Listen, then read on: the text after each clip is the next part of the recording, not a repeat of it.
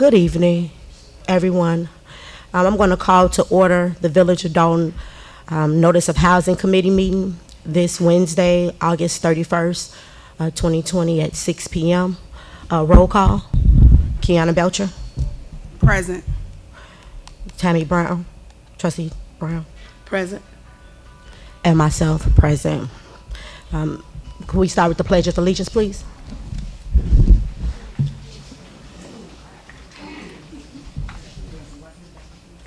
I pledge of allegiance to the flag of the United States of America and to the republic for which it stands, one nation, under God, indivisible, with liberty and justice for all.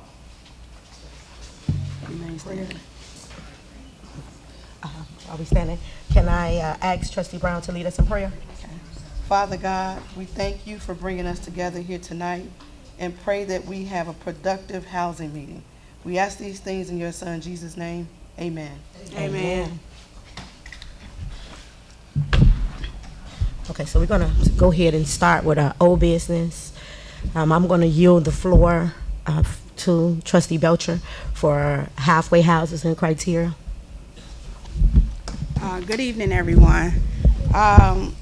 In our previous housing meeting, it's been a while, we initially discussed halfway houses that are in Dolton.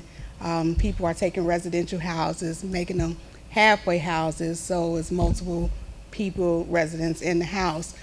We currently don't have anything on the books for halfway houses. We were expecting William Moore, the housing director, to be here tonight because he was invited and asked to come, because we need to try to incorporate something to minimize the halfway houses. Trustee Norwood, we talked about it before, but it's becoming an influx, and most of these houses, if they're rented, then they have a rental fee. They do an annual rental fee, and you kind of know who's in the house. Well, with the halfway houses, these people are coming in and out 30, 40, 60 days, and we don't have any control of really who's in the properties. So although it's on the agenda, we wanted to bring it up, but William Moore is not here for us to find out exactly how we can try to incorporate something, because it's becoming to be almost a nuisance. Like, as the police department is getting multiple complaints about the people that's coming in, and I'm not to discriminate towards anyone, but it's becoming an issue where they're popping up everywhere. So until we can speak, or until Mr. Moore is able to give us more in-depth information on how we can move forward to try to minimize it or get some type of permits, then at this time we still can't do anything about it. Okay. So hopefully we can follow up with Mr. Morris. As you stated, I did invite him. But you can reach out. We'll reach out to him regarding this matter, just to see what we can put in place and what he suggests as the housing director. Real quick question: do we know the number Of halfway houses? No.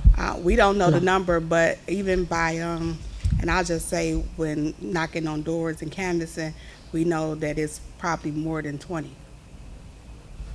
But that's 20 with probably 6 to 8 people in each home. We don't have any no accurate numbers for that. And I think that was the goal, to see if we can speak with the housing director to kind of get a hold of this information. At least we want to be privy to the information so we can know what things that we can do moving forward, or what things that we'd have to set in place as a board to manage it. Anything else in regards to? No. Okay. Our next agenda item is multi-unit rentals and fees. So this item, we talked about this once before, and the concern is we've had several residents or several landlords in the past reach out to me regarding the change. So last year, prior to us taking place in office, our rental inspection fee for multi-units were $35 per unit for landlords. Prior to us once we got in office, there were some changes made, and they increased the rental inspection fee to $75 per unit. So some landlords gave us some call and said, hey, you know, can we look into this matter? And as a board, we just want you all to know that we did hear you, and we did bring the fee down to $55 per unit. So that way we're meeting in the middle. We're not once where we were, but we're not at the $75 change. So we're not twice as much. Any feedback regarding You said it's going to be 55 per unit now. Yes, ma'am. Okay. And we do have that in place for the housing department. Yes, absolutely. So we did speak about this matter at our last housing committee meeting.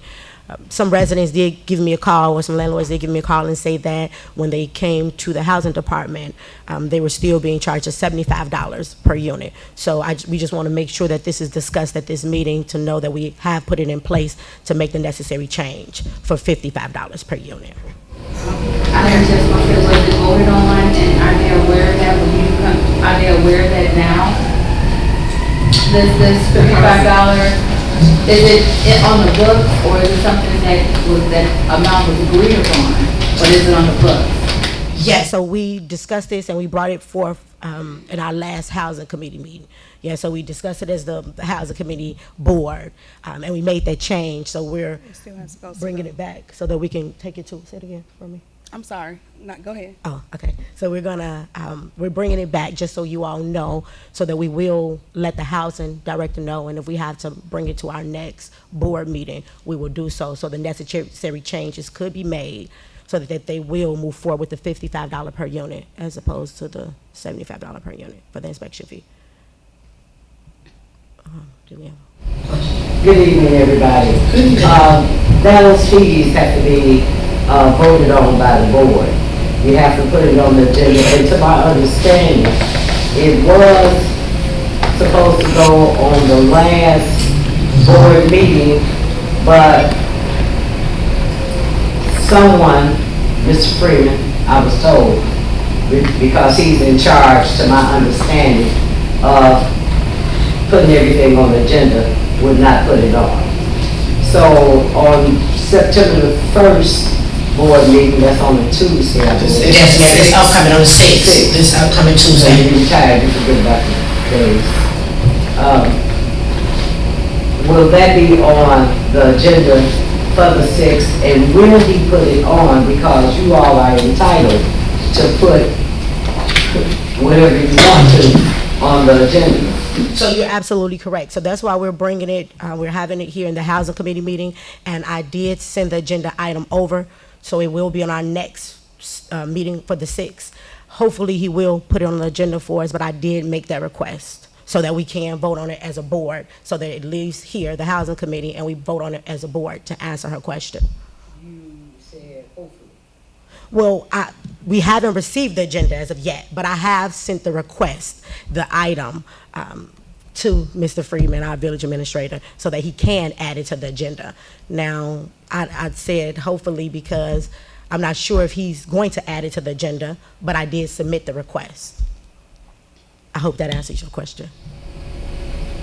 Then there's a part 2, in the event that you don't, then what happens? So in the event that he doesn't, we'll have to Speak to our attorney yeah.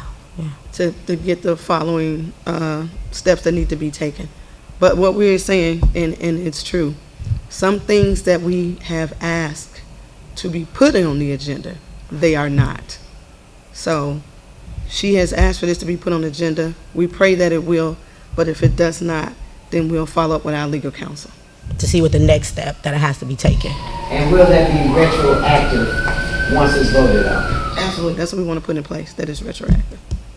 Yeah. But that's another thing that we'll have to speak with the attorney. You have to still pay the $75. I don't pay for any of it because I don't know what to pay. Yeah. And that's why I'm not paying. That's Because I know understandable. definitely what. I know other residents are doing the same Per thing. unit, yeah. Now, $55 don't sound like it's too much, but $75 is ridiculous. $75 But was, he's a partner.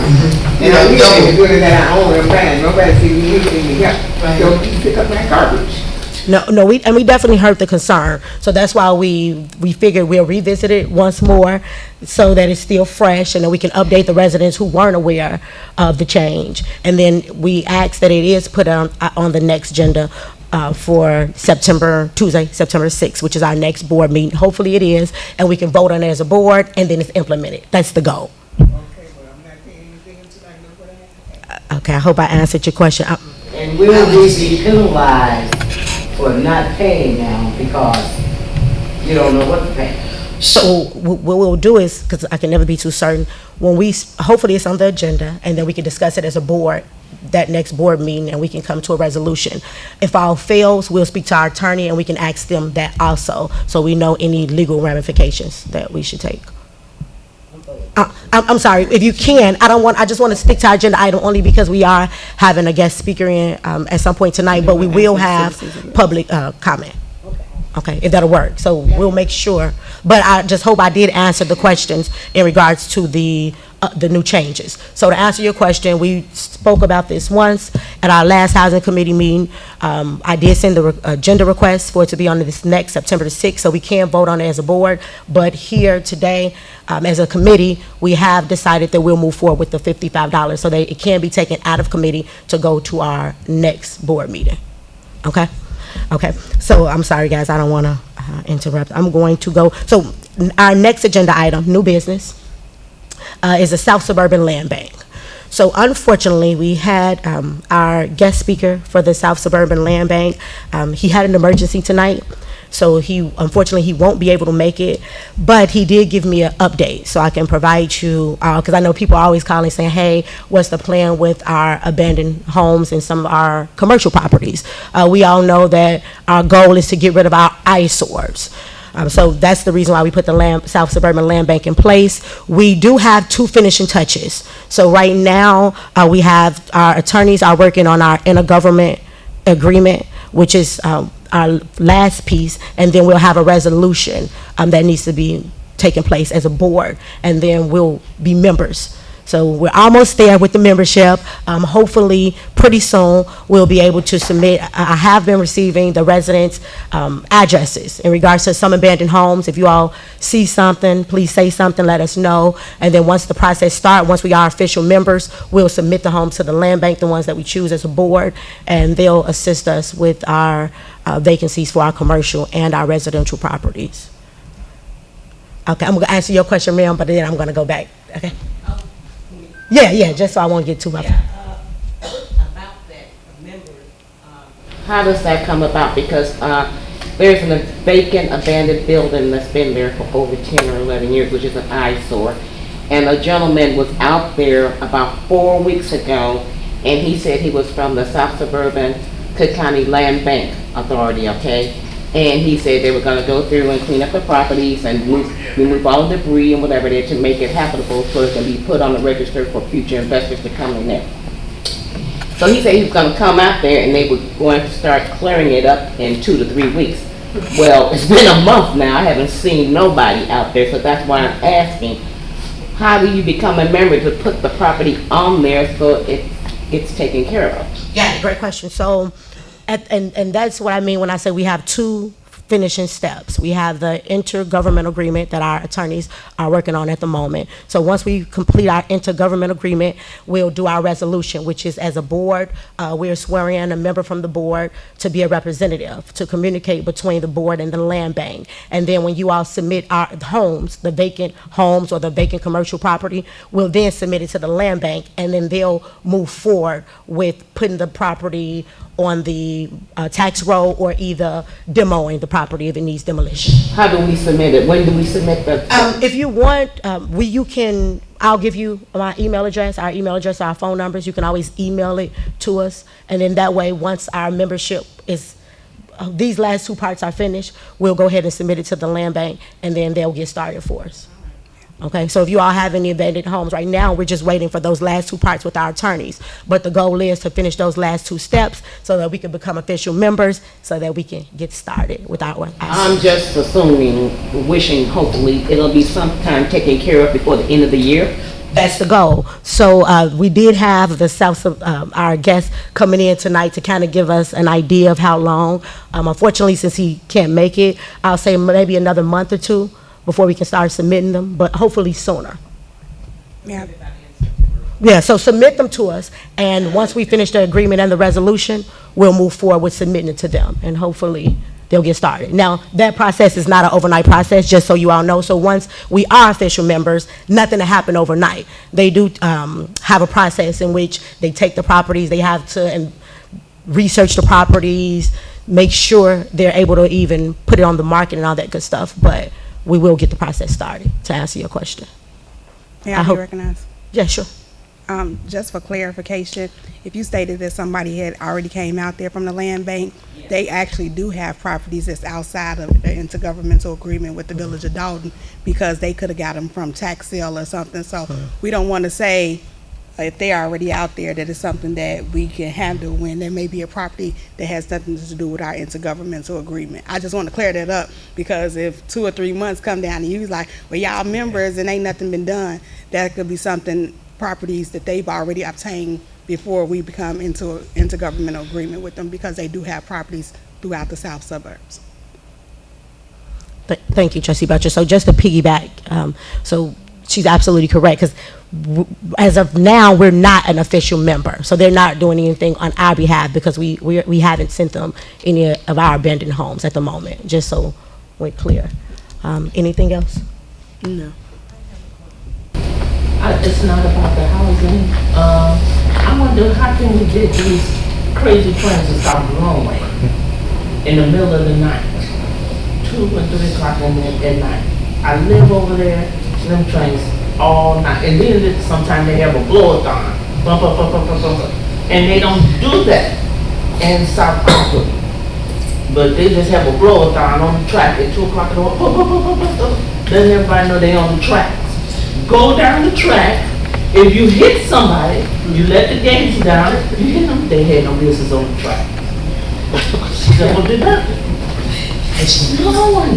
Well, what I'll do Is after the meeting, I'll take down I have your information already, right? But we'll talk so that we can see, when I talk to the board, what we can do in regards to the trains, because that's a good question.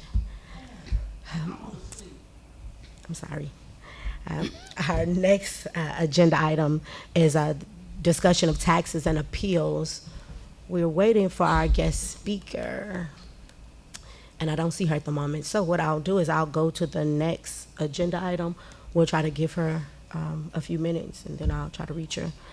Our next agenda item was permits. So this permits discussion piggybacked off of Trustee Belcher's concern regarding the halfway houses and criterias. Unfortunately, our housing director, William Moore, is not in attendance, so we cannot ask him questions about permits, unfortunately. So we'll go to the next agenda item.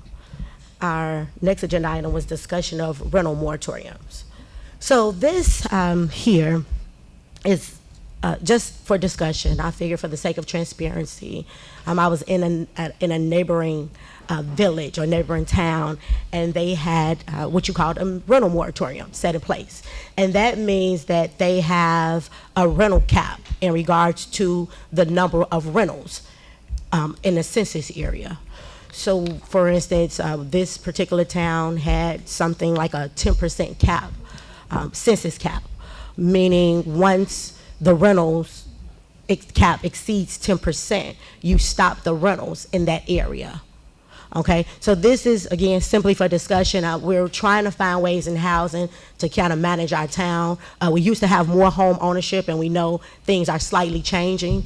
So as a village, I just wanted to bring this up for discussion, because at some point I would like to know how the residents feel in regards to the rental moratoriums. How do you all feel in regards to us putting a cap? Again, we're not saying that we won't have them. It's just that when you reach a certain percentage, in this particular town, their cap was 10%. So just to kind of give you an idea, it was 10% on a census block. So if there's 100 homes on that block and the census cap is 10%, that means that the rental cap is 10 rentals in that area, on that block. Meaning once you get to a 10% cap, that's it for rentals until the number is minimized. And again, is not stop. We're not stopping rentals. We're just trying to get a hold or manage our area so that we can know what we have and promote more ownership, home ownership. So again, that's just for discussion. Maybe during public comment, you all can just let us know how you all feel as a board. We just want to be transparent. And when I seen it, I was like, okay. I have several different residents calling me about different houses and different nuisances in our area. And as a village, I think that we're just trying to figure out a way how we can work together to kind of restore home ownership in our village. I seen a question, and I'm gonna go ahead and yield the floor just a little bit, only because we're waiting on our guest speaker. Either way. Wonderful. I'm all for a cap, but my question is that legal? Is it legal for you to put a cap on rentals? You know, I want to say this, and the reason why I ask that, because you can't discriminate against people renting Section 8. You can't discriminate against that. So if you all can consult your attorney, is this actually legal? Because we as a village don't need any lawsuits. Of course, and of course I asked that question, right? When I first heard it and it was first presented to me, the first thing I asked this neighbor in town who has been getting away with it for like 2 years, was is this legal, right? Are you all being sued at the moment? Because we just need to know. But they explained to me that it is absolutely legal. Again, they have had this system in place for 2 years now, and that's why they have a cap. So I guess that's how you get why you won't call it discrimination, because you're not stopping the rentals. You're just exactly. Can I get some documentation so I can read? I like to read. Sure, I actually have a copy. So for anyone who's interested, I have a copy, and I can email it to you. So after this meeting, come and see me. I can email you their housing code, just so you can kind of see what they say and what paperwork they have to support the evidence. But it's a conversation, just a conversation at the moment. We do want to know, once we get past the legal part with our attorneys, just how the residents feel, the input. I need to see it from our attorney. Got you covered. Will do. Okay, because they can put anything, they don't say that it's legal because they put it in place. Of course, we'll always be safer than sorry. Right now, it's just a discussion. We're not even voting on it. We just want to know your public opinion. So, residents, let us know how you all feel, and it's just a discussion at the moment. Can I respond? Can I say something? Sure. Anything else? The moratorium is by address, not by rentals. So what makes that difference, and although it says we're looking at the moratorium, if it's 7 buildings on one block, you can't stop them from renting in those buildings. It's by address. So I heard you just say you were a landlord, that if she has a building and I know you have a building, y'all buildings are on the same block, you can't say, oh, you can't rent nobody else no apartment, in your house, because it's capped. It's by address, not by rentals, just for clarity. Just so you be like, oh, I got 5 vacant houses and they talking about it as a cap. 5 vacant rentals in a building and they talking about it as a cap. It's not like that. It's based on the address, not the rentals. Okay. Got it. And just so you all know, even moving forward, let's just say the attorney says absolutely legal, the residents say they absolutely want it, and as a board, we decide to move forward. Just so we know, it won't change anything that people already have in place. So we won't say to you, well, hey, we know that your place is already occupied, we want the residents gone. So it's not going to change anything in place. And just to give you an example of how they do it, let's just say if we did put it in place at 10% cap, but there's a block that they're already at 17% cap. We won't make any changes to the landlords that already have things in place, but no rentals will be considered in that area until we're at 10%. just to give you an example. And again, we're not saying we're going to do 10%. We're just having a discussion. I'm just giving you all an example. And they will keep account of this record in housing, Mr. Williams, Yes, ma'am. or Mr. Williams more going to keep track of this. Yes, ma'am. Yes, ma'am. So, did any other discussion, trustees? I have none yet. Okay. Just one other thing, just to piggyback off. I know we spoke about the land bank coming. We also are trying to implement other programs, just not the land bank. I'm glad you said that. So definitely we'll have other speakers come in to present a program that we feel that will be appropriate for the village. It's not how I feel, because I'm the trustee or the trustees of the board. It's how we feel as a village. You must think, I always think of myself as a resident first. So what would I want as a resident? Not as the trustee, but what I want as a resident. So definitely we'll have other people to come in and speak on programs that they could submit to us and see what we all think about it collectively. So we want everybody involved, just not the board. We want to get the residents involved because, again, this affects everybody.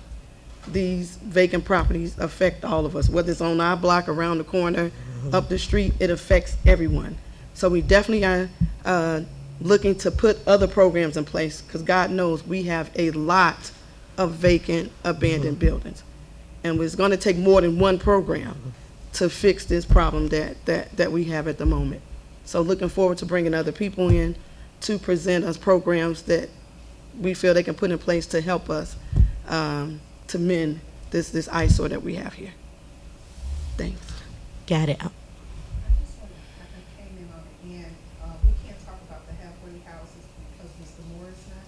No. We can't give any information Yes, that we don't that's know. the answer. So we don't know, if you ask a question, how many, well, we don't know. I'm just concerned Because- because when this halfway house stuff was going on, they didn't include the residents, they just did. They haven't included anybody. I'm not talking about this administration, I'm talking before, when the halfway houses first came. And I didn't know as a resident who my neighbors were, that I had a halfway house on my block. And what type of people are gonna be in this halfway house? Are they ex-felons, are they molesters, or, you know what I'm saying? So I hope that coming in, that they would include the residents about if they're gonna have a halfway house on their block. And that's what we're saying. yeah, We- that's the part We have issue. these properties here that no one is aware of. Yeah. I have one the next block up, didn't know it, but I have it was one there, across but the I street. see the traffic, so I know it's a halfway house because of the traffic that you see the different people coming and going. So, before Tiffany came.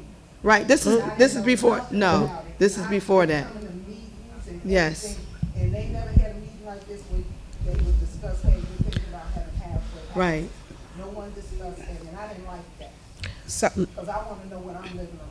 Absolutely. so the issue is that there's nothing on the books at all Right. to even say that it's legal to have halfway houses in the village of Dolton.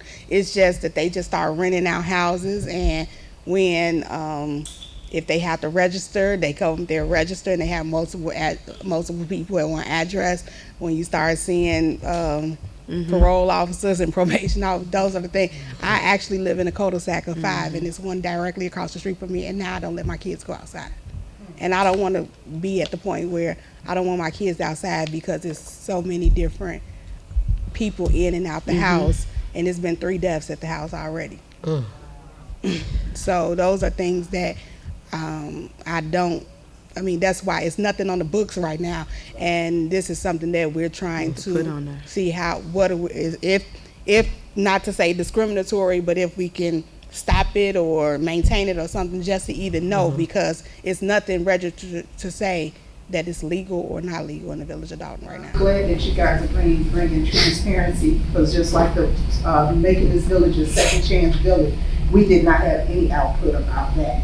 It was just done. No, we didn't either.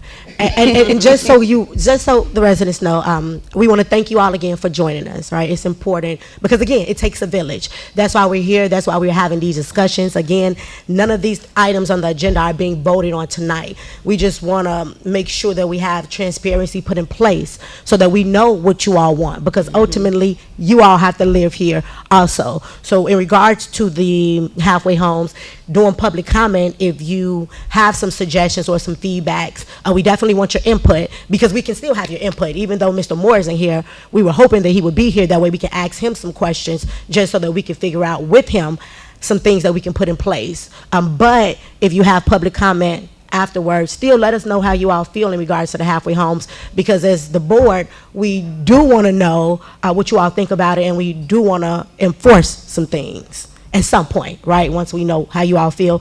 And just to piggyback off of what Trustee Brown was stating in regards to the land bank, we want you all to know that our land bank is not like the end-all be-all, right? We were with them once before. We had some success. I don't know if you all are familiar with the Taco Bell that's on Sibley, but we did have some success there once upon a time. So my theory is always, if it's not broke, don't fix it. So we did bring them back so that they can assist us with and this is just a head start, right? We're open to your suggestions with other programs, other options. Again, as the residents, talk to us, let us know what you all are thinking. This is just our first suggestion at the moment. We do want to get started with this program before we start intermingling programs, just so that we can have something put in place, if that makes sense. We don't want to put the cart before the horse, but we do want to talk about measures in regards to getting rid of our eyesores. So thank you, Trustee Brown, in regards to stating that we are open to other programs, and thank you, Trustee Belcher, in regards to the halfway homes, because this is a great discussion. I'm going to take this one more comment, and then the moment that we've been waiting for, everyone, taxes. As a realtor, people are always saying, my taxes are way too high. So I'm going to take one resident up front. I'm going to have you speak, and then I'm going to introduce the woman of the hour. I just wanted to ask you guys, could you elaborate that the land bank will take any winnings off of the abandoned properties that they obtained for the village, and they will pay water bill, the taxes, they would do all of that at no cost to the village, because I don't want anyone up there to say that they're not doing this, and this is actually what they do, and won't cost the village one bit. Okay. Oh, I'm glad you said that. All right. So this is what we're here for. Thank you, Resident Stubbs, one of my favorite residents. Absolutely correct. So in regards to the land bank, we do want to set a few things into the record. The land bank, the perks that they have, right, are that they will pay for a lot of the things so that we won't have to pay for them as a village. So whatever properties, a lot of times we have things like demolitions. Demolitions can cost a village $10,000 or more just to demo the property, and we have been paying that in the past to demo some properties. But with the land bank, not only will we give them some properties to assist us with, but the properties in which need to be demoed, they'll assist us with that free of charge. Most of the fees they'll pay, so we won't pay for an attorney to do certain paperwork, because the land bank pretty much takes care of that. That's part of their process, to pay for the liens, pay for the water bills, to take care of all of these fees that they'll take care of, and they'll go through the process absolutely free to the village of Dolton. So I hope that answers your question. Got you. Okay, I hope that clarifies your statement, just so people who aren't aware. That's the purposes of us getting the land bank. We have had them once before, as I stated, and there is a neighboring town that uses them, and they've had great success. So again, my theory is always, if it's not broke, don't fix it. Let's see, have them start us off so that we can start somewhere, and then we can incorporate other programs as a village. Together we can find other programs that works for all of us. if that makes sense, because that's our ultimate goal, to figure out One what works last for thing everyone. before we bring up our guests. Mhm. I know that in every board meeting, it's always brought up, you're not getting a dime from the land bank. We need to see that on paper. My point is to get something from everybody. If you're taking the properties, we got to get something for it. If we're going to give away for free, we got a room full of people, we can give everybody some, if it's for free. So I'm looking in that contract with the land bank for us to get compensated, which we did get compensated for the Taco Bell. So there's no such thing as you don't get anything, because again, the ball is in our hand. It's in our playground. We make the rules of what's going to happen here. So I know we always hear that, you're not going to get a dime. Well, we're going to see. So when we draw this up again, it's for everybody to see, not just for my eyes to see. It's for everybody to see. And my thing is this: if I'm not getting none, then you don't get the property. That's me. That's Trustee Brown. If you're not going to get anything, we can give them away to our own people. Why give them to somebody else? If we're going to give them away to them, we can give it away to the people, the residents here, if we're going to give them away. But the plan is to get money, because we need it. We got a lot of properties, and we need that money. So again, when they drop this contract, it's for everybody to see what we're going to get from this. I'm not just sitting here saying give them away. We hear that all the time. Oh, y'all just going to give them away. No, we're not going to just give them away. We did talk to the land bank, and we could come to some type of agreement as to what we can get for them. And no, the land bank is not taking all 200 properties. No, they're not. We hear that too. You're giving all the vacancies to the land bank. We pick what we want to give to the land bank. So it's not like they're taking it all. We were told that we can give them the properties. Again, they're saying that you want to see it in black and white. Anybody can make this say anything. Let's see it in black and white. And again, once we see it, hey, bring it to the residents. What you guys think? This is what they're proposing. What do we think collectively? What's best for us? It's not about me. It's not about the board. It's not about the mayor. It's about us, because we pay these high taxes out here. Okay? Thank you. I hope I didn't go too far, but thank you. No, thank Sorry. you, Trustee Brown. We truly appreciate it. And what she said is absolutely, Apologize. what she's stating is absolutely correct. Once we have the land bank, once our membership is complete with the land bank, and we do figure out what other programs we'll incorporate as a people, then we'll choose which homes will go to the land bank, which homes we'll use for the programs that we decide upon. And that's our ultimate goal. So at some point, we'll have the land bank in place, alternative programs in place, and we'll be able to have like a one-stop shop. And anything else from the trustee? No, I'm done. Okay, so without further ado, the moment we've been waiting for, taxes are high and we need help. Residents call me and they say, Brittany, my taxes then went up, what could you do? So today, we hear you residents, right? We always want to offer some type of resolve. So I would like to introduce the woman of the hour, Cook County Assessor of Thornton Township, Ms. Cassandra Hobart. I was looking for her in the nighttime with a flashlight, guys. I was like, we need you. Good evening.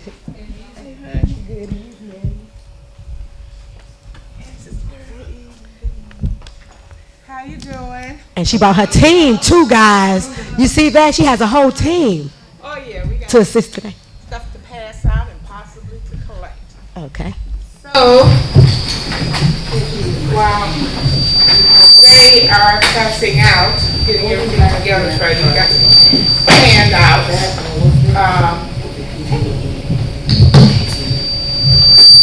So I see a lot of familiar faces, so I don't have to be nervous tonight. So,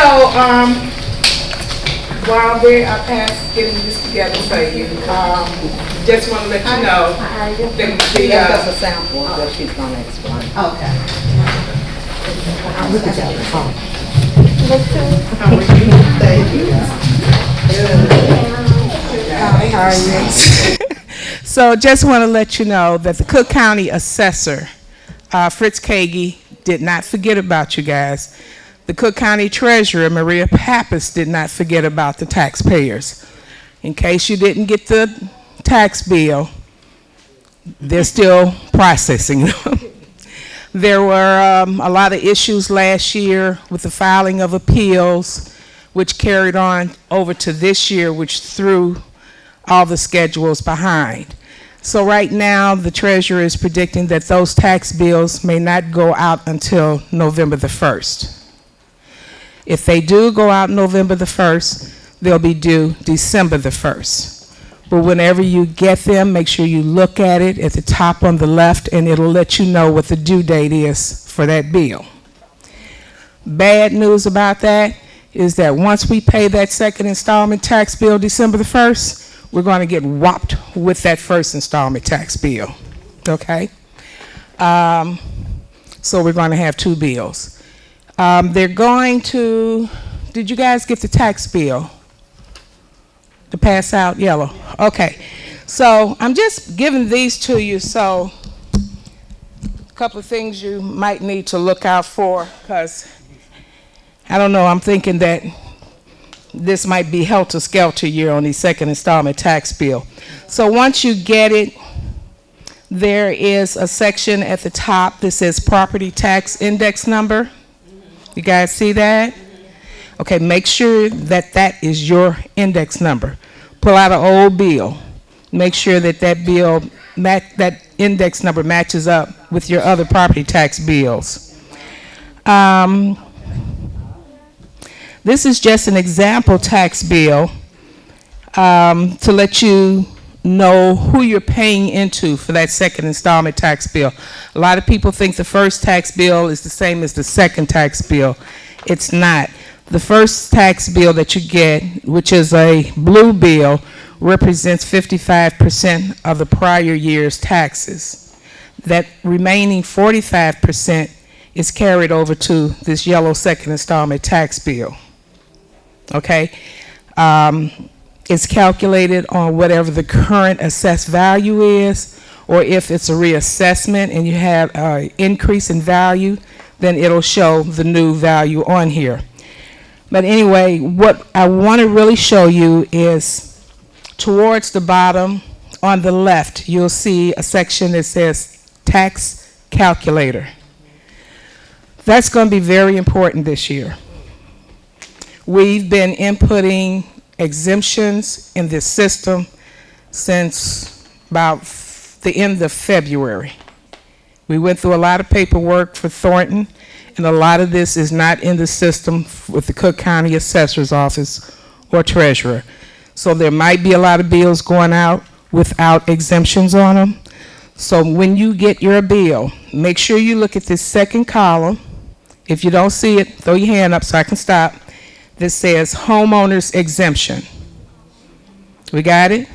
Okay. So if you own that property and you live there, you've lived there for over a year and you've been getting this exemption, you should have some numbers there to the left, to the right, showing how much was deducted for that homeowner's exemption.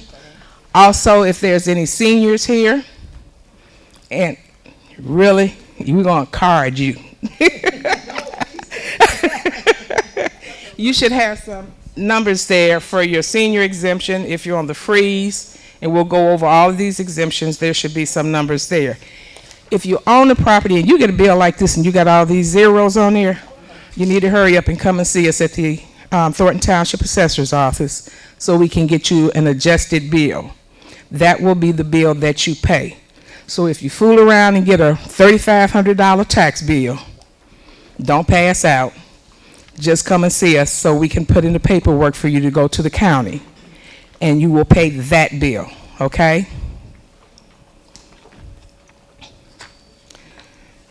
So this year is, like I said again, is not a reassessment year, okay? So whatever the value was on your property for last year, that's what your taxes will be based on again this year. We don't have all the rates yet. We do know that the equalization factor decreased. Lachey, it decreased? It did. Yeah. Okay, the equalization factor decreased. So when the treasurer calculates your bill, What she needs to know is what the current value is for that property. And it's all, and we're talking about this section down here, how the bill is calculated. She also needs to know what the equalization factor is, also known as a multiplier. If the state needs more money in their budget to operate, the factor increases, tax dollar due amount increases. She also needs to know what the tax rate is. So all these people on this yellow second installment tax bill on this left-hand side are the ones that have something to do with that tax rate. We have to look at their budget, their levy, to see if they have enough in the levy to operate. If not, they ask for more money, tax rate increases, dollar amount due will possibly increase, okay? So with the equalization factor decreasing, I'm thinking that maybe that tax rate will increase. However, your exemptions are based on the tax rate, increasing or decreasing. If that tax rate decreases, you're going to get less off. If it increases, you'll get more. The reason for is you have exemptions that are deducted off of your second installment tax bill. The first exemption is a homeowner's exemption. You have to live there for a full tax year, January 1st to January 1st, not the time in which you purchased the property. Tax year is determined by the Cook County Treasurer, and that's January 1st. So to calculate a homeowner's exemption, you would take the tax rate for that particular year, multiply it times 10,000. Okay? So a lot of the rates decreased, the tax rate decreased across the board last year. Let me see, let's go year before that. So maybe in Cal City, the year before that, tax rate was 25 point something times 10,000. So you're looking at 2,500 off. Then it decreased to 21 point something. 10,000 times that, you're only getting 2,100 off. So we kind of following me? Okay. So depending on what this rate is, we'll know better after it's established. So for the senior exemption, for this lady who claims she's a senior, you what? You look good. Uh-huh. She moving all around. I get to moving that fast, I'm gonna have to get a rub down. So for the seniors, to calculate what a homeowner would get off of the senior exemption, you would take 8,000, which is the standard deduction for a senior's exemption, times the tax rate. Okay? The senior freeze, that's a whole different animal. So with the freeze, we have to back into values, into years, to see what the values are. The senior freeze is not a definite when you first apply for it, like with the homeowners and the seniors. You know, you meet the qualifications that you own the property, you've lived there for a full tax year, you have an ID that is current with that address on it, we can put you in the system. You're going to get that if you meet all the qualifications. Same thing with the senior exemption. But with that freeze, you have to live there for 2 years or more with a total household income of $65,000 or less. Now, you working, your husband working, and you put him out some years ago, well, he say, I'm getting out of here, I can't take you anymore. So you live here, he live over there. You come up in the assessor's office. Well, we don't live together, and this is my household income. The assessor's office don't want to hear all of that. If that's what you want to do, you have to come in with a legal separation notice by a judge, not by you where you wrote it up and had it notarized, or divorce decree, okay? Don't play, please, with these exemptions.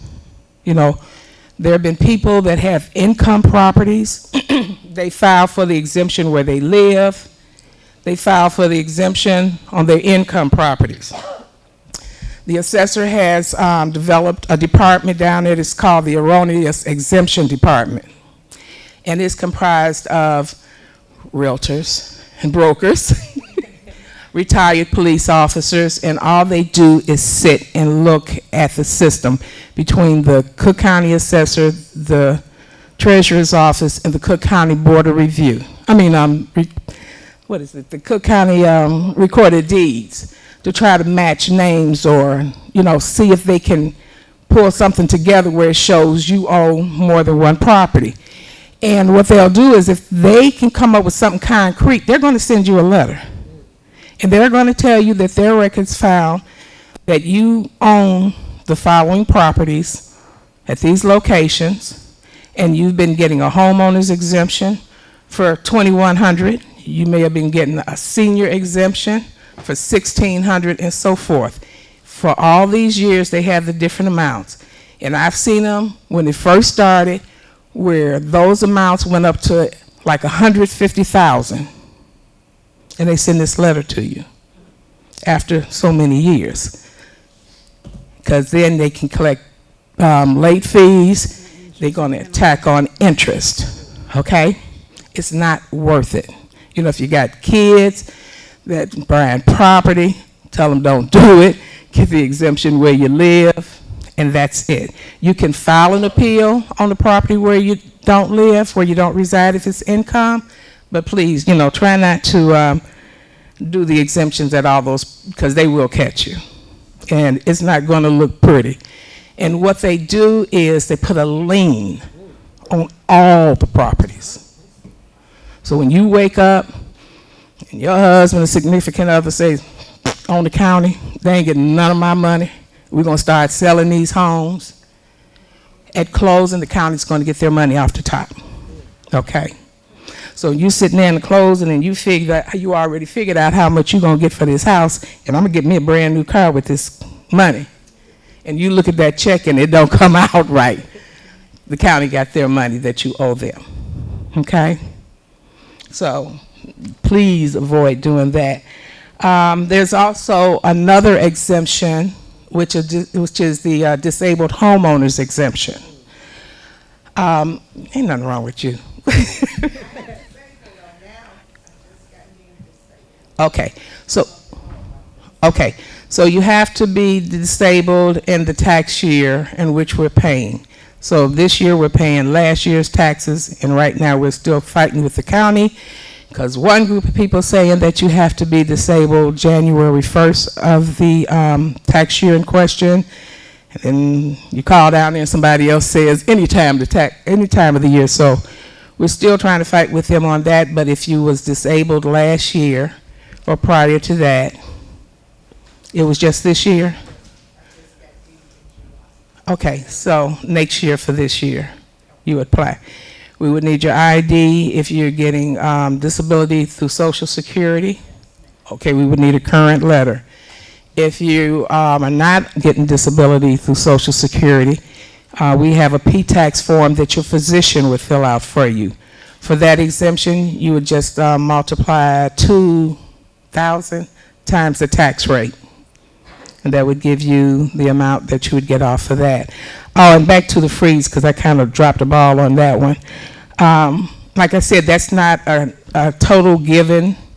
What the freeze does, it protects you from the increases in the value of the property. So, we have the reassessments every 3 years, and the values usually change. That's what it protects you from. Also, as the value increases on the property, you'll start seeing a dollar amount deducted off for the senior freeze. So we tell people, yeah, you're not old enough for it yet. We tell people, if you're on the freeze, do not file an appeal. Do not file an appeal. Because we're going to say that your assessed value is $10,000 and you've been getting money deducted off on that bill. You fool around and go to a meeting and someone says, everybody in the audience should file an appeal. And you just go and do what that person says because you're trusting. You file an appeal, the Board of Review or the assessor's office looks at it and says your property warrants a decrease, and they send you a letter saying that your property assessed value has been decreased down to $9,000. You're going to get less off of that freeze because the value decreased. Okay? So you can file for it and just keep filing for it every year. Eventually, as the values increase, you'll start seeing a dollar amount deducted off of the bill. But remember, for the freeze, you have to do this every year. All right? And we also have a disabled veterans program. For disabled veterans, you have to bring in your ID, your DD-214, and then a letter from VA. So now you can get the VA, the disability through VA for 30%. So if there's any veterans that are 30% disabled, then they can file for the disabled veterans program. If you're 70% to 100% rating, you're exempt for taxes up to the AV of 250,000. I think that's what it is. Because a lot of people started going out buying these homes, 500,000, so they can be tax exempt. Well, they changed the amount on that because everybody just started filing for this exemption, yeah. So those are the only documents that you would need for that particular exemption. We do have appeals here for the Cook County Assessor's Office. So if you own the property and you live there, or even if it's income property, I'm sorry, you can file an appeal on it today. If you want to take the paperwork home, smoke it over, think about it, you can do so. But keep in mind that the deadline date to file an appeal with the Cook County Assessor's Office is September 19th. It must be postmarked before midnight. You're not filing anything. We're going to watch you. Yeah, because you ready to sign something. No. We're going to talk to you. On some of these, they ask if you're going to have documentation. Documentation would be supporting evidence as to why you feel as though your property is overvalued. That could be a report from a realtor that pulled recent sales within a mile radius, showing that there are comparable properties that are selling for less than what the assessor is valuing yours for. You can use that. You can go to Zillow. You can go to Redfin. You can look to see what the properties have sold for compared to what the assessor is valuing yours for. You can use those as comps. If your house is framed and the value in the assessor's office is valuing your property as though it was brick, file an appeal on that. It's incorrect. They could be overvaluing you on your property there because brick is more than frame, okay? If you feel as though your square footage is incorrect, you have a plat of survey, and it shows that the assessor is valuing your property for more square footage. You can use that plat of survey, bring it in, and file an appeal based on square footage. So at the bottom of these forms, it has other reasons as to why you can file the appeal. You know, if you have a house which experienced a fire, you had to move out. We had a house that was on the corner, and every other year a car would run through the house, wind up in the person's living room. You can file an appeal based on that because you can't live there. All this has to be fixed before you can live there. So you file your appeal vacant and uninhabitable. If it's just vacant because you haven't been able to rent it out, it could be a house or an apartment building. You haven't been able to rent any of the units out or the house, you can just file based on vacancy, okay? So we don't have a date yet for the Cook County Board of Review They're going to wait until after the Cook County Assessor closes that process with their office and certifies all their values. And then at that time, they'll reopen. You can look at our website for the Thornton Township. We should have notification on there as to when we'll start having meetings for the Board of Review. We will also have meetings dealing with property after death. Property after death is for you to get all your business straight before you leave this world. You know, get your will together so your kids don't be killing each other for that dollar that you're leaving behind, because you know they're going to do it. We'll probably have an attorney there, and he can let you know the cheaper way of doing it. Instead of hiring an attorney that's going to charge you $1,500 to $3,000. You can fill this paperwork out yourself and record it with the Cook County Recorder of Deeds. We will probably also be doing a first-time home buyers program. We've been running into a lot of young taxpayers, home buyers, first-time home buyers, and they wasn't told the full package as to they purchased a home. They purchased it from a senior. They wasn't told that you'll get that senior credit for 1 year. And then the following year, it's going to escalate because that exemption's going to drop. So if they're purchasing from a senior that's on this regular seniors, they could have $1,600 off. If that senior also qualifies for the senior freeze, they could get $2,000 off of that freeze. So after that first year, that bill escalates, what, by $3,000? That first-time home buyer is having a fit because it's not working with the pocket right. So we'll have meetings on that to try to walk people through that process so they'll know what to expect, and also what is expected when you get ready to purchase the house, talking about your credit and everything. So are there any questions? Yes, ma'am. I have two questions. When you said in reference to the exemptions, because in the culture that we live in, especially among our people, when you say a legal separation, most of our people don't do that. So what is another option? Because people separate and leave all the time, and people don't even get divorced and still be together 20, you know. So how do you fix that? Because to me, that's kind of flawed to use that as a guide when we know in our culture that's not what we do. Yeah, I understand what you're saying, but again, that is a rule of the Cook County Assessor. A lot of things have changed. I retired there. I had 30 years of service and then ran out here under Frank Zuccarelli in 2023 when I was retiring, and he talked me in, 2013. Maybe 2023 will be a better year. But no, in 2013, he talked me into running. And my tenure with the assessor's office before they put me on the street to assess properties, I guess what they're trying to do is make sure that this money is being cut right. So this young man over here in the blue, we're going to use you as an example. It's not bad.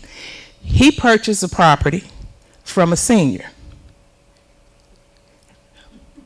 I'm going to get you. He gets his bill, he gets a homeowner's, he gets a senior, but the freeze drops. His third year, he gets the bill, he gets a homeowner's, and he gets a senior again. And he's like, well, that's their problem if they didn't get it right, and I'm not going to report it. So at that point, the seniors, I think it was under Barrios, said that all seniors had to reapply every year. So that would cut good-looking man over here out and getting these exemptions every year. And that also happens with the senior freeze. Also happened with the divorced people. You know, that's something that would have to be brought up to the assessor. He's the one that governs all these rules and the exemptions. But, you know, like you said, there should be an easier way. for it to happen, you know. And my other question in reference to the tax rates, because I know they vary based off the villages or the suburbs. So how can that change? Because some areas got a tax rate of 10, and then especially our neighborhood, 17. I think Harvey's like 20. It's ridiculous. Well, it depends on the businesses that you have. You know, some of these villages don't have the larger businesses. The ma and pa stores are not the ones that's really going to give us what we need to help eat up that tax burden.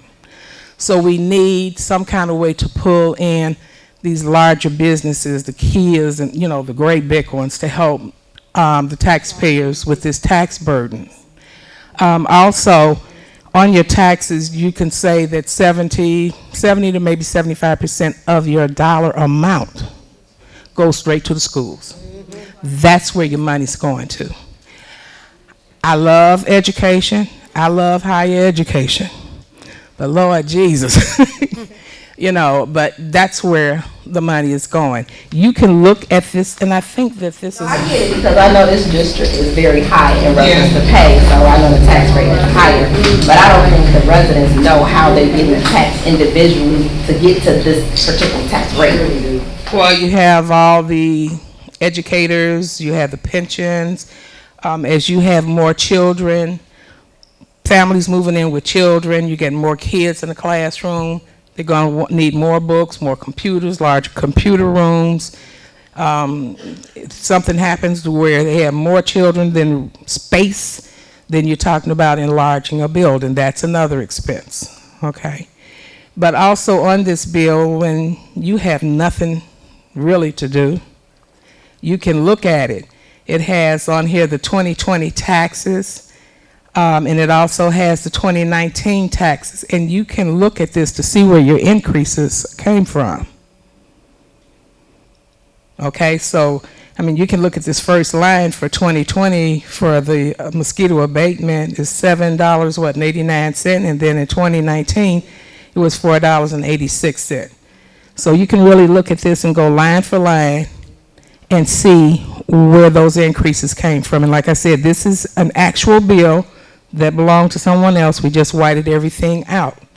So those are not like fake numbers, okay? I thought you did too. It's okay. Because I'm in real estate as well, and they keep saying that the taxes are going to go back up now. We had a lot of people did get a decrease because they say it was COVID, but now that pretty much we're kind of emerging from that, they saying now it's going to go back. I just trying to see if that's... Well, I do know that it's supposed to go up in the city of Chicago. Like I said, this is not a reassessment year, so your taxes will be based on whatever your taxes were last year.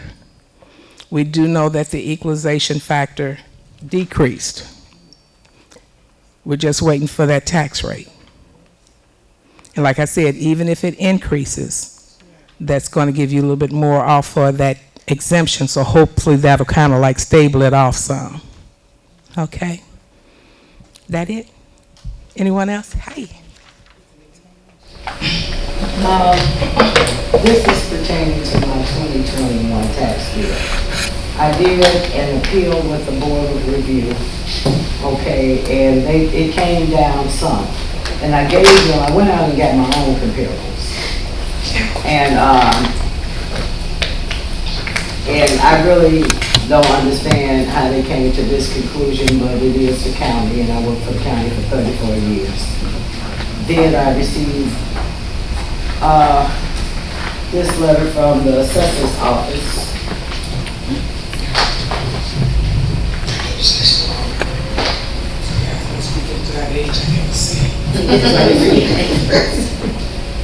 Okay, so. And I have my email for all of my comparables that I did, because my taxes was $22,000 to live in Dolton, and that don't register right in my mind. Okay, so this one, the Cook County Assessor's Office, it always open first for the appeal process. I tell people, you know, whatever you do, file with the Board of Review, because it seemed like the Board of Review is a little bit more lenient. They'll do a little bit more to see if your property warrants a decrease in value. So Now, the Board of Review did give me, did lower my taxes they, yeah. a smidgen. So this should show up, I believe, on your second installment, the new values. And I disagree with that, so. So if you disagree with this, then you can file an appeal with the Cook County Assessor. And once the board opens, then you can file with the board. Now, for you guys that's here tonight, if you're going to file with the Board of Review, the Cook County Assessor's Office, then let the ladies know if you also want to file with the Board of Review. We try to see you guys once, not 5-6 times out the year. They'll put a notation on your file to file with the Board of Review, okay? So that way you don't have to come to another meeting and get the paperwork to file. We'll do that for you, if that's what you want to do. So I can still file for Yes. both of them? Yes. Even though I did get the reduction? Yes. Preferably There's some people that file every year. Okay, and I just received that. Okay. Okay. And if that don't work, then I go to the Illinois state. You want to go to P-TAB? Yeah. To the state, yes. I think we have those forms. Yeah, we have that too. Okay? Okay. See, this is why we bring in the experts, right? Because we don't know. We need the woman in charge here to kind of help us figure it out. I sort of did this, and I talked to her last week that I wanted to see her because I had did all this, and I wanted to look at my taxes again because it's ridiculous. And it's not, the comparables were nothing, and they had more footage than me. Okay. So they have, sometimes there may be a house on the block and it's not a cookie cutter, meaning all the other homes are the same. Everything's a ranch. You know, if there's a lot that's open and you have a ranch home, they might come up there and build a 2-story home, these new 3-story homes. And that 2-3-story home is going to catch the blues trying to find a comparable property when they're filing. So what happens with that is the analysts downtown will have a pricing grid that they will use to back into or back out of a value based on square footage, based on exterior construction of the house, you know, and the age. They had more square footage. The houses, I kid you not, identical. But they had more square footage than me. Okay. Their taxes was much lower than mine. But the only thing that I don't know, whether or not they got a senior freeze, because I won't be officially a senior until March of 2023. Okay. I'll get your index number before we leave. Okay. But I'll look at it next week because I'm leaving town tomorrow. I ain't doing no work tomorrow. Are there any other questions? I know you got a question because you've been over here shaking your head. I know them taxes eating you up, aren't they? File an appeal. Try to file an appeal to, and we will look. You know, we'll look and see if there's any comparables for you where the value is less than yours, and we will attach that to your appeal for the Cook County Assessor's Office and the Board of Review. We'll send you a copy of it so you can see what we did, okay? You gonna smile now? Yes, ma'am. My mortgage has gone up, so does that mean that my taxes went up? Probably. Yeah, so 100%. Because there was a reassessment. Yeah, there was a reassessment, and a lot of the values out here increased. And that increase is going to stay until the next reassessment. Reassessments take place every 3 years. Because my mortgage was like $964, now it's $1066. So you're getting a homeowner's exemption. Who? You own the property where you Yes, live? I do. So are you receiving a homeowner's exemption? Yeah, I've always did it, but they were saying if you don't have to do it every year, it'll just turn over to Okay. what it's supposed to. Leave your phone number Her and I live on the same block. Is it our block? We'll look it up and see, make sure that your exemption is there, see how much the value increased to. We'll look and see if you should file an appeal or not. Well, we just sold a house for 189 on our block, and I don't even see how it sold for that, but I'm glad it sold, because maybe, you know, I could get that if I sell mine. So one next to you. Not just to second. Yeah. I'm Figure it out together. No, you can't sell your house yet. Right. Anyone else? Yeah, like 563, you didn't go like 100%. I'm sorry? So my mortgage was 563. 1226. Oh, yes, I'm wrong with yours. Leave your information to me. I'll try to go in tomorrow and look it up. Do you have a business card? No. No, you don't. Be careful what you ask for. Yeah, we have cards. Yeah, I got cards. Yeah. Yeah, we need to look yours up to see why it's so high. Another reason why it could go. It could be. Your exemption could have fallen off. It could be because of the increase from the reassessment. The values went down. Therefore, a lot of people got less off for their exemptions. Your homeowner's insurance, which is incorporated in with your mortgage, could have increased. That'll help increase the dollar amount due. So, you know, just have to look at a number of things on there to see why it increased, which is not a problem. Okay? Just make sure you leave your information and phone number so we can get in touch with you tomorrow. Because I want to do everything I got to do before 12 o'clock because I'm out and that's it. Anyone else? I do. Just a quick question, because I know you kind of touched on this, but as a realtor, I have these problems all the time with people purchasing their homes or people who have had their homes for some time, and then they look up, they think that they have the exemption. But I had someone say that in the beginning of the year, a lot of homeowners lost their exemption. So what would you say for someone whose mortgage has went up and they want to check to see if they lost their homeowner's exemption? I know you pointed to a particular part on here. What should they look? Just so I can let them. Right there, the second column. Okay, and this just lets them know if You just call us. Okay.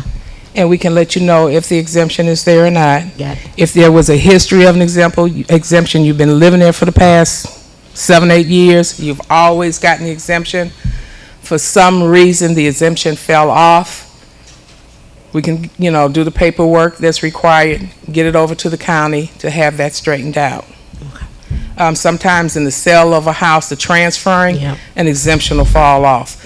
Sometimes married couple, Mr. and Mrs., this is their house, something happens and one leaves, the computer isn't smart enough to know that this is not a sale, and it'll drop the exemption. There could be a power surge downtown, an exemption will be knocked out.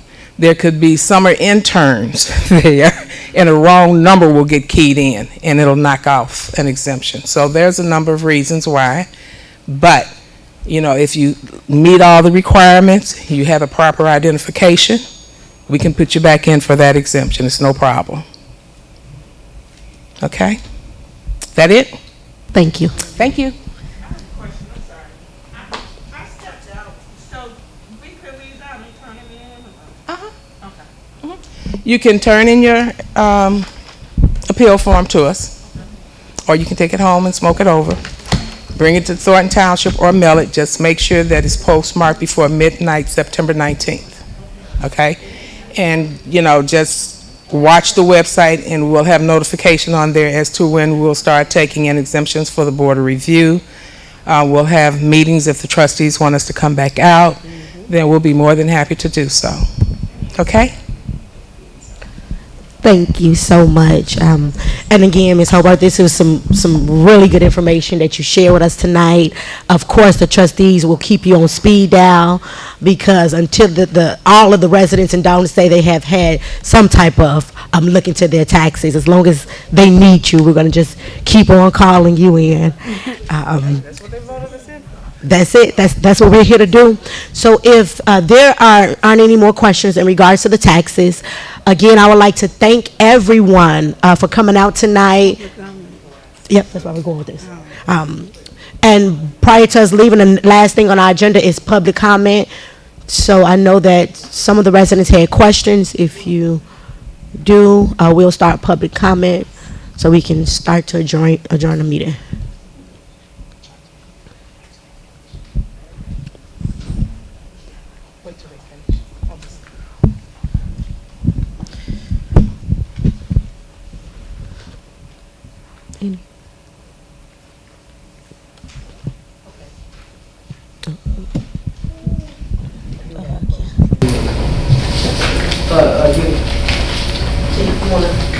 Mic is out loud. Can you hear me?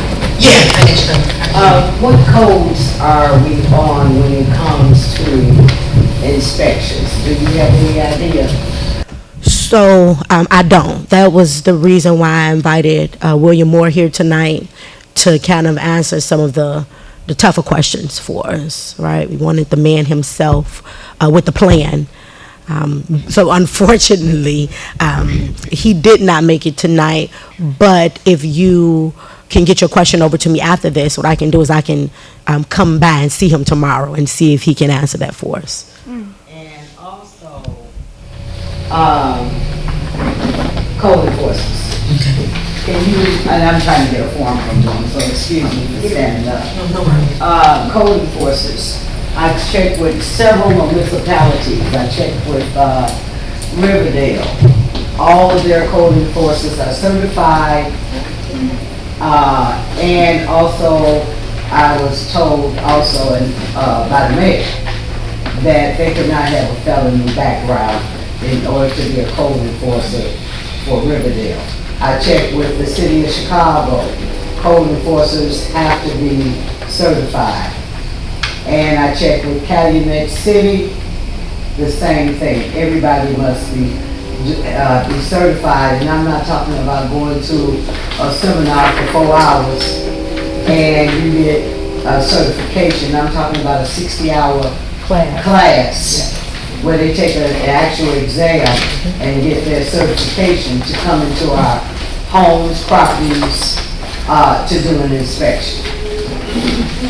And I wanted to know that the current code enforcers have certification for a 60-hour class.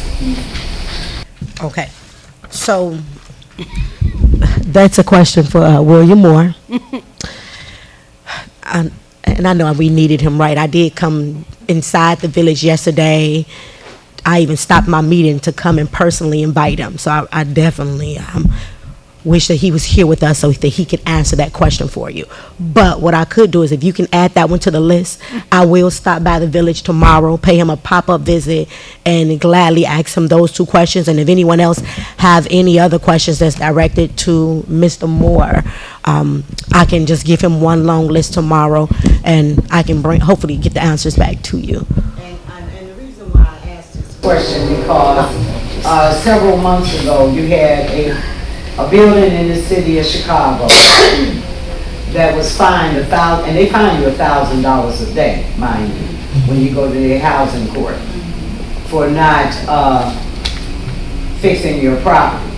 And they had some people sitting on the front porch, and they knew the owner knew that the front porch was in disarray and it needed to be fixed, and it collapsed, killed one and injured 2. Yes.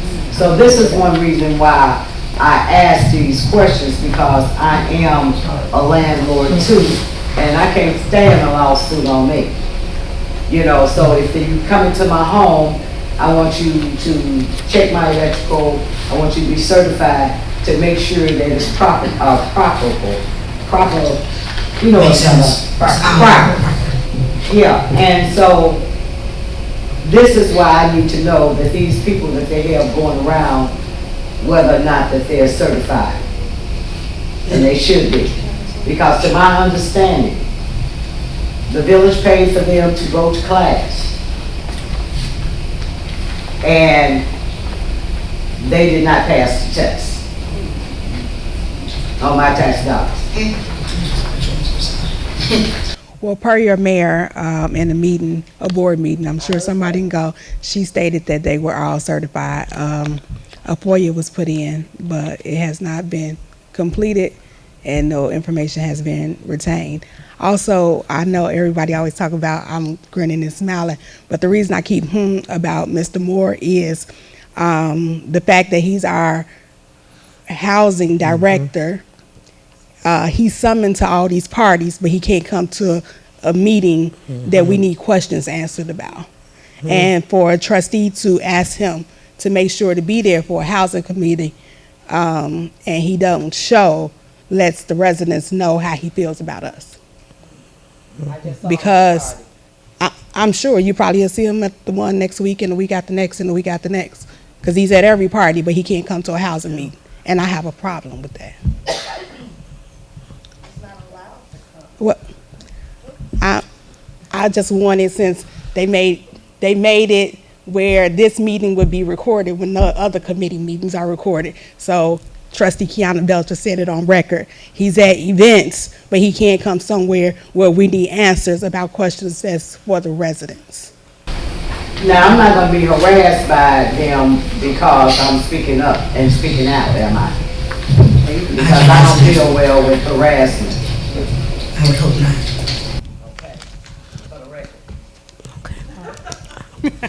Okay. That was for the record, Yeah, too. That was for the record, too. I hope not.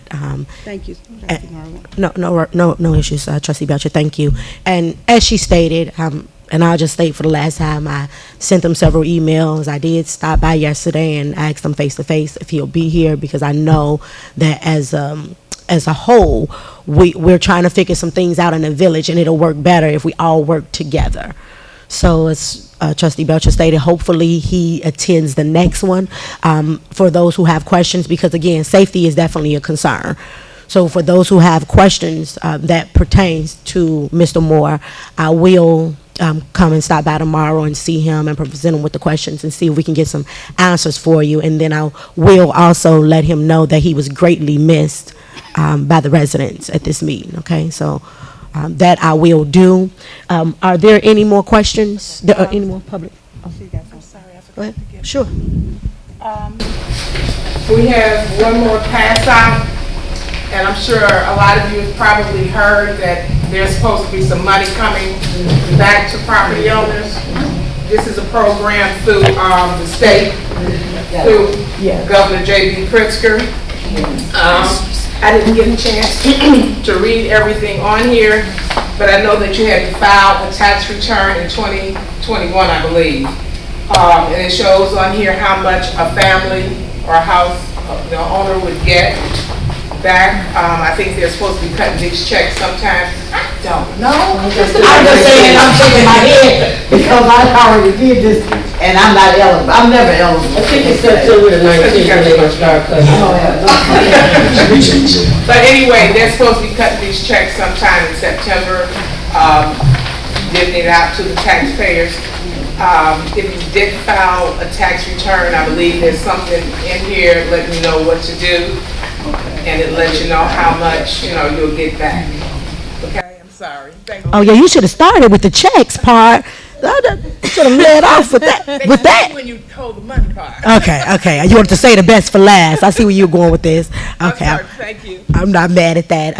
And thank you again, because the residents definitely want to know about the checks, right, residents? So we appreciate that. Is there any more public comment? I have a question for Cassandra. Maybe I should ask later or now.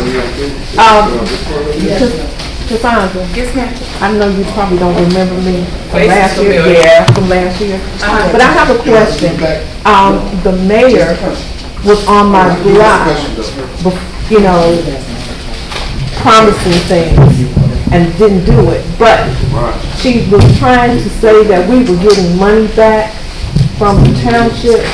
Do you know anything about that? And we never did. There was so she's asking about money coming back to homeowners from the township. There was a property tax refund, maybe what, 4 years ago, maybe 3 years ago? We got one last year. I think last year. Last year we got one. And she said that we were supposed to get one. And it was supposed to come out. He only gives it every 3 years. We have to wait.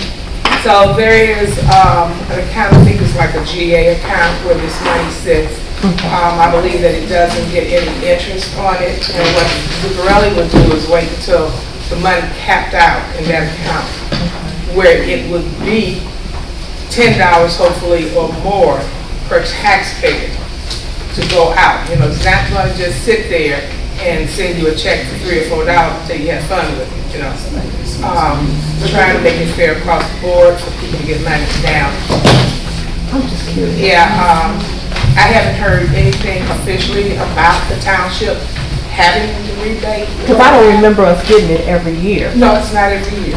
No, usually, like I said, maybe every 3 or 4 years, depending on what's in that. And it wasn't much. And I mean, it's not much, but he felt that whatever it is $10 more than what you started off with.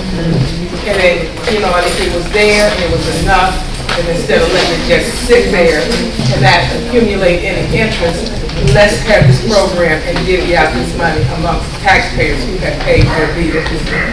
Okay?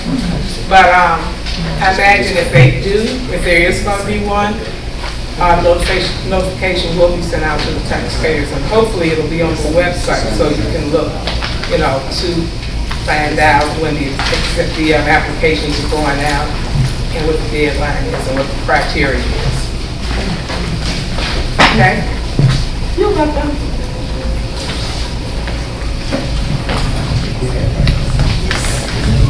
I have a question. How many of these forms can we fill out? As many as we want with the address? Okay, so it's one application per property. Okay? So if you have 2 or more properties, you need 2 or more applications. Okay? Again, you can file now, you can file again next year, you can file now and forget about next year. But some people file every year just to throw it out there to see if they can get a change in the value. The value cannot change in between the reassessment years unless you have a house next door to this young lady. The houses are identical, but she has some kind of bump out in the back of her house. Could be octagon shape, which is going to give her more square footage. And the assessor's office doesn't know about this because they never received a permit. And you get a little warm under the collar and you decide you want to snitch on your neighbor.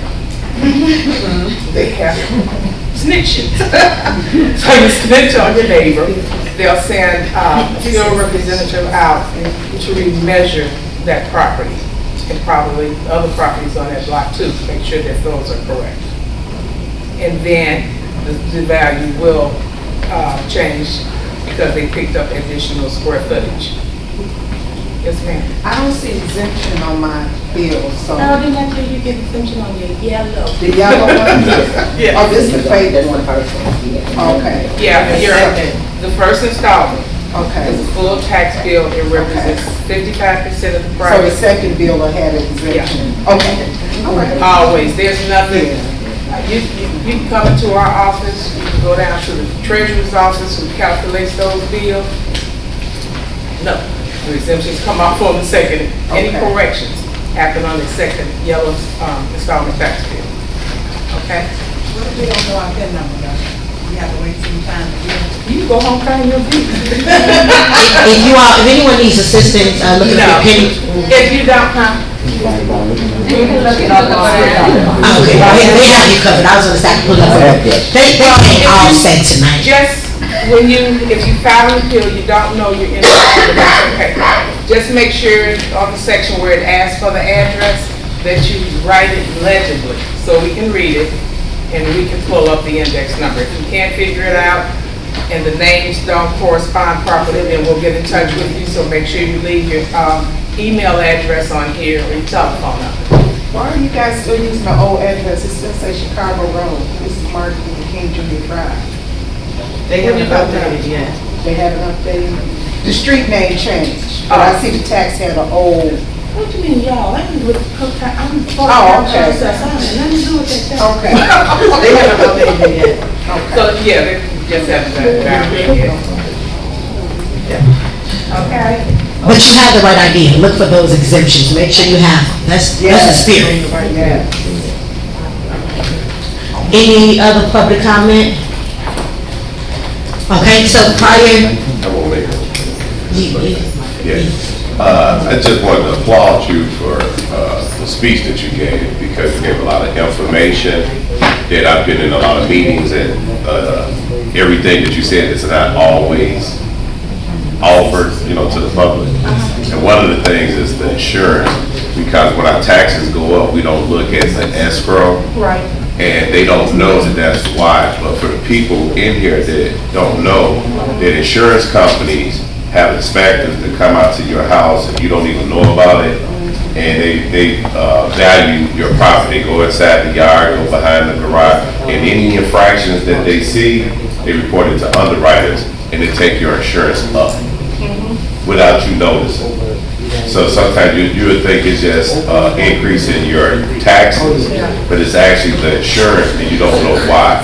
And you don't know to call because you're thinking, hey, my insurance just went up. But it's because an inspector had went out to your house, saw a shingle missing off your garage roof, and your insurance was like $1,000 because of something.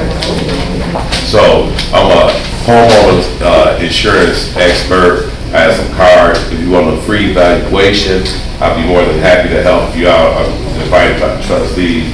I'll help you out to show you some of the mistakes and show you some of the things that you could do. And also like your PMI, we don't know that we need to ask for that to come off of your taxes. And that's hundreds and hundreds of dollars, if not thousands. And if when you have that removed, it can also put you into a lower interest rate and save you a lot of money that way.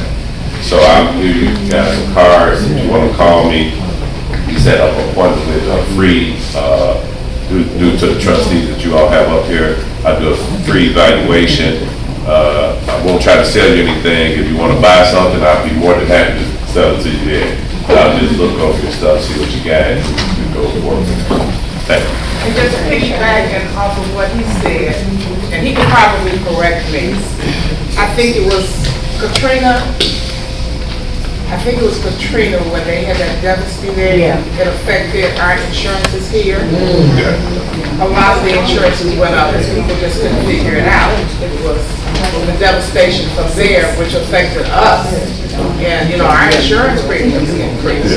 The reason why, if you want me to jump on that, insurance companies, especially your Allstate and State Farms, they take on more than what they can handle. So when they have a huge loss like that, they have to spread the loss among all of their clientele. And not to brag, but I'm gonna brag. With my company, we're Country Financial, and I'm a black franchise owner. We do not cover all 50 states. We don't deal with states that have catastrophic situations. So if all of our clients make a claim today, we're still in the black. We don't have to spread our losses to the rest of our clients. So that's a thumbs up for us in dealing with my company. Thank you. Thank you for that. All right. So before we adjourn, any more public comment?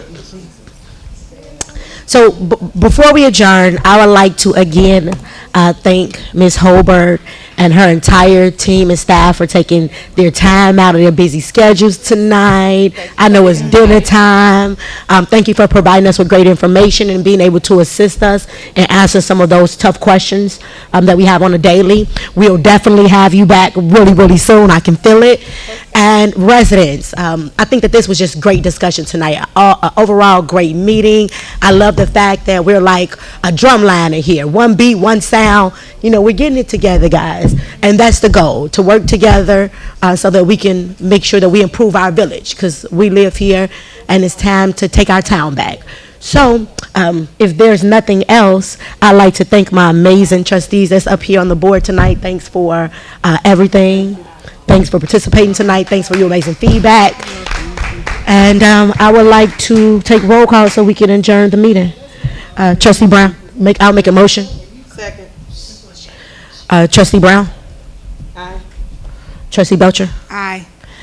And aye, for the record. Thank you, guys. Meeting adjourned. Good night.